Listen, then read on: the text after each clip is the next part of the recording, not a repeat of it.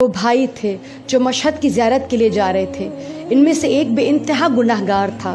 ابھی مشہد قریب تھا کہ پہنچتے گناہگار کا انتقال ہو گیا. دوسرے بھائی نے سوچا کیوں نہ اسے مشہد میں دفن کر دیا جائے.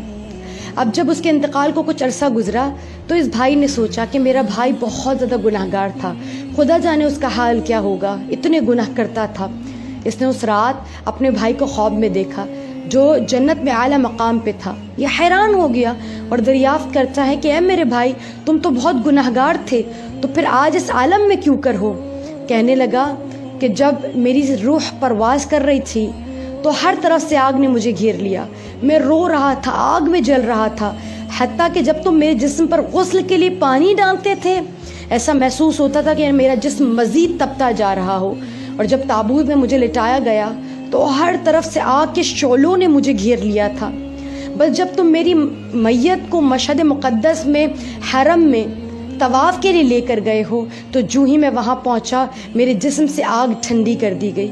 مجھے کچھ سکون میسر آیا تھا کہ ایک بزرگ نے منا دی تھی کہ دیکھو اس آگ کو مشہد کے تقدس میں ٹھنڈا کر دیا گیا ہے، اب جو ہی تم باہر جاؤ گے نا تو اس آگ کو دوبارہ روشن کر دیا جائے گا. یہ کہتا میں یہ سن کر زار و قطار رونے لگا اور رو رو کر فریاد کرنے لگا. اور میں نے دیکھا کہ حرم امام رضا میں سامنے بذات خود مولا رضا بیٹھے ہیں جو مومنین کرام کے سلام اور حاجات کا جواب دے رہے ہیں. بس میں نے عرض کی مولا آپ کے سامنے جل رہا ہوں، مولا میری مشکل کشائی کیجیے، میں بہت تکلیف میں ہوں. کہتا مولا نے توجہ نہ کی. پھر دوسری دفعہ میں نے پکارا مولا میں آپ کا زائر ہوں، مولا آپ سے ملنے آیا تھا مگر نہ آ سکا، آپ میری مدد فرمائیے. کہتا ہے پھر مولا نے مدد نہیں کی. اب میں بے چین ہوا کہ اب وہ لمحات قریب تھے اور تیسرا طواف بالکل قریب تھا.